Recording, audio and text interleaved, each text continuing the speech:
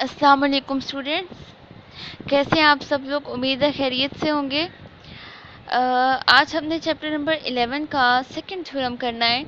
Last lecture में हमने first theorem पढ़ा था, आज हम उसका सेकंड थ्योरम करते हैं। तो चलते हैं उसके स्टेटमेंट की तरफ। इसकी स्टेटमेंट है हमारे पास कि if two opposite sides of a quadrilateral are concurrent and parallel, it is a parallelogram. क्या है कि अगर एक क्वाड्रिलेटर में, क्वाड्रिलेटर मतलब जिस एक फिगर जिसके 4 साइड्स हैं, उसमें जो दो अपोजिट साइड्स हैं, अपोजिट साइड्स कौन सी होती हैं, जैसे ये साइड और ये साइड आपस में एक दूसरे के अपोजिट साइड्स हैं। तो ये जो अपोजिट साइड्स हैं ये कॉन्करेंट हो और पैरेलल हो, तो ये जो क्वाड्रिलेटर है ये पैरेललोग्राम हो जाएगी। ठीक है, ये हमें प्रूफ करना है। गिवन में अब हमने क्या लिखा कि इन quadrilateral A B C D, हमने एक क्वाड्रिलेटर ले लिया A B C and D. ठीक है, और इस क्वाड्रिलेटर में जो ए बी साइड है ये कॉन्करेंट है डी सी साइड के। जैसा कि हमें कहा गया था कि जो अपोजिट साइड्स हैं वो आपस में जो है वो कॉन्करेंट होंगी और पैरेलल होंगी।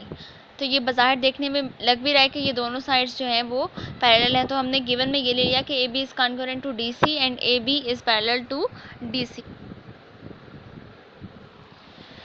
तो अब हम चलते हैं इसके कंस्ट्रक्शन की तरफ और प्रूफ की तरफ। तो इसमें हमने प्रूफ ये करना है कि ये जो क्वाड्रिलेटर हमने ली है ए बी सी डी, ये एक पैरेललोग्राम है, ये हमने प्रूफ करना है। और जो है हमने कंस्ट्रक्शन में ये लिया है कि इस बी को हमने डी से ज्वाइन कर दिया है, इसे एज ए डायगोनल बना दिया है, और ये जो एंगल्स थे डी को 2 पोर्शंस में डिवाइड कर दिया था इस लाइन ने। तो ये जो एंगल थे इनको हमने लेबल कर दिया 1, 2, 3 एंड 4। तो ये हमने कंस्ट्रक्शन में किया है। प्रूफ है इसमें कि हमने दो ट्राइंगल्स की कॉरेस्पॉन्डेंस ले ली है, ट्राइंगल ए बी डी और ट्राइंगल सी डी बी की। तो इन दोनों ट्राइंगल्स की कॉरेस्पॉन्डेंस में हमने जो है वो हम या तो दो एंगल्स और साइड को आपस में कॉन्करेंट प्रूफ करेंगे, या फिर दो साइड्स और एक एंगल को ले लेंगे, ताकि हम दोनों जो ट्राइंगल्स हैं, तो अब इन दो ट्राइंगल्स में हमने सबसे पहले ये ले लिया है कि जो ए बी साइड है वो कॉन्करेंट है डी सी साइड के। ये बात हमने गिवन में ली थी कि जो ए बी साइड है ये वाली साइड वो कॉन्करेंट है डी सी साइड के। तो ये बात हमने गिवन से लिख ली है। उसके बाद जो एंगल 2 है वो कॉन्करेंट है एंगल 1 के, और ये इस वजह से है कि ये दोनों ऑल्टरनेट एंगल्स हैं। कैसे हैं? एंगल 1 कॉन्करेंट है एंगल 2 के।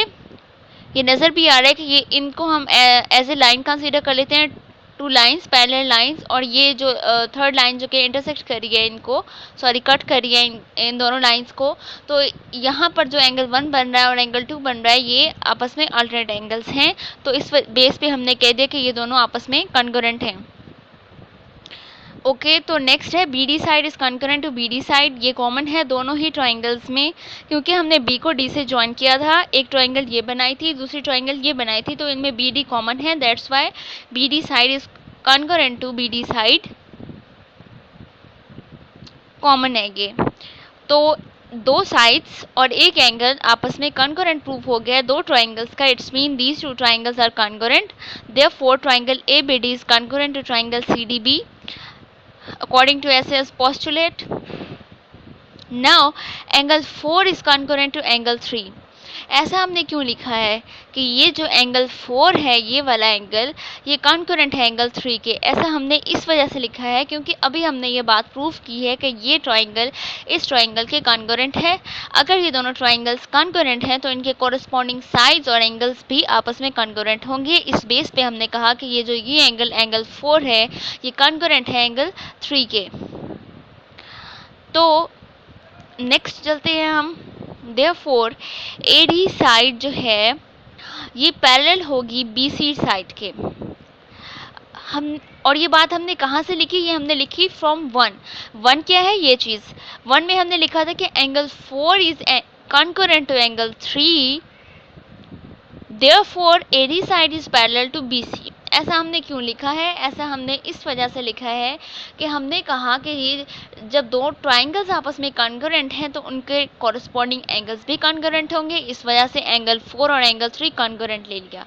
ठीक है, एंगल 4 और एंगल 3 कॉन्करेंट तो ले लिए थे, ठीक है, और इसके लिए हमने रीज़न ये यूज़ की थी क्योंकि ये कॉरस्पॉन्डिंग एंगल्स हैं। लेकिन अगर हम देखें जैसे कि हम पीछे भी अल्टरनेट एंगल की डेफिनेशन यूज़ करते रहे हैं, तो अगर हम देखें तो ये एंगल है, कौन से दो एंगल्स थे हमारे पास? थे एंगल 4 एंड 3। तो ये जो एंगल 4 और एंगल 3 है ये आपस में अल्टरनेट एंगल्स बन रहे हैं। कब बनेंगे? जब ये साइड AD और BC साइड आपस में पैरेलल लाइंस होंगी और ये लाइन, थर्ड लाइन जिसे ट्रांसवर्सल कहते हैं, वो इनको कट कर रहा होगा, तो ये एंगल 4 और एंगल 3 जो है ये आपस में कॉन्करेंट होंगी।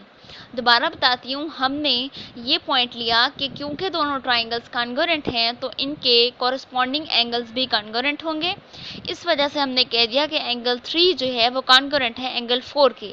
लेकिन अगर दूसरी तरफ से देखा जाए तो 4 के, अगर ये वाली लाइन है 4 के साथ वाली ये लाइन पैरेलल हो इस लाइन के और दरमियान में इन्हें एक ट्रांसवर्सल या फिर एक लाइन जो है वो कट कर रही हो, तो ये दोनों एंगल्स अपोजिट होंगे और कॉन्करेंट होंगे। तो अपोजिट और कॉन्करेंट तो हैं,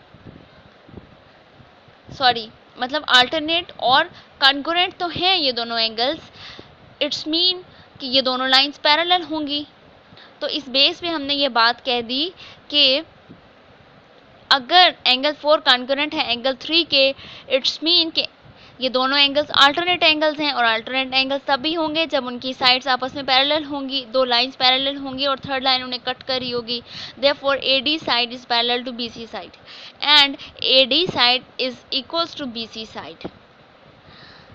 AD साइड BC साइड के इक्वल लिए है हमने। कैसे? कि AD साइड जो है ये हमने BC साइड के इक्वल लिया। ये हमने इस वजह से ली क्योंकि हम पहले प्रूव कर चुके हैं कि ये दोनों ट्राइंगल्स आपस में कॉन्करेंट हैं, तो उनकी जो opposite sides, sorry corresponding sides जो होंगी वो भी आपस में कॉन्करेंट होंगी। तो इस बेस पर हमने ये बात लिखी है। Also AB side is parallel to DC, ये बात हमने गिवन से ली थी। हमने जो साइड ली थी आपस में इक्वल और पैरेलल, ये वो वाली साइड है, ठीक है। According to given data AB side is parallel to DC side. अब क्या हुआ कि जो AD साइड है वो BC साइड के पैरेलल है। गौर से देखें अब इसे कि AD साइड, जो ये वाली साइड है, ये पैरेलल है BC साइड के, पैरेलल भी है, और ये जो AD साइड है ये इक्वल भी है BC साइड के, ठीक है। एंड गिवन हमारे पास ये था कि जो AB साइड है वो DC साइड के पैरेलल भी है, कॉन्करेंट है, इट्स मीन इक्वल है। तो अब इसकी चारों, मतलब ये और ये आपस में कॉन्करेंट और इक्वल प्रूव हो गई, और पैरेलल और ये आपस में एक दूसरे के पैरेलल और इक्वल अभी हमने थ्योरम में जो है वो प्रूव की है। इट्स मीन कि जो हम क्वाड्रिलेटरल लेकर चले थे वो पैरेललोग्राम प्रूफ हो गई है। क्यों प्रूफ हुई? क्योंकि उसकी दो अपोजिट साइड्स जो थी वो हमने उनको जो है वो देखा, वो दोनों आपस में कॉन्करेंट भी थी और आपस में जो है वो पैरेलल भी थी। Concurrent in other words equal भी थी और पैरेलल भी थी। इस बेस पे हम कह रहे हैं कि hence ABCD is parallelogram and it is written from the point 2 to 4। मतलब इन तीन बातों की बेस पर हमने कह दिया कि ये ABCD जो है क्वाड्रिलेटर, ये एक पैरेललोग्राम है। तो ये था हमारा आज का थ्योरम। तो स्टूडेंट्स, आप लोगों ने इसको जो है वो इसकी प्रैक्टिस करनी है। पहले आप जो है वो मेरा लेक्चर देखने के बाद इसे एक बार जो है वो बुक से जो है वो देख के आप लोग जो है वो नोटबुक पर समझते जाएं। उसके बाद आप कम से कम 2 बार जो है वो इसे बुक बंद करके ख़ुद से लिखें ताकि आपकी जो है वो इसकी प्रैक्टिस हो जाए, ठीक है। तो इसको कम से कम 3 से 4 बार करना है ताकि आपको एग्ज़ाम में जो है वो ज़्यादा प्रॉब्लम ना हो। और मैं फिर से ये कहूँगी कि अगर जो है वो आप लोगों को अल्टरनेट एंगल्स या जो है वो वर्टिकल एंगल्स की डेफिनेशन या प्रॉपर्टीज़ में कोई भी प्रॉब्लम है तो आप या तो नेट से सर्च कर लें या जो है वो जो आपकी 8th क्लास की बुक थी उसमें एक चैप्टर में ये चीज़ें मेंशन थी, तो आप उसे जो है वो दोबारा रिकॉल कर लें। ओके, फ़ी अमान अल्लाह।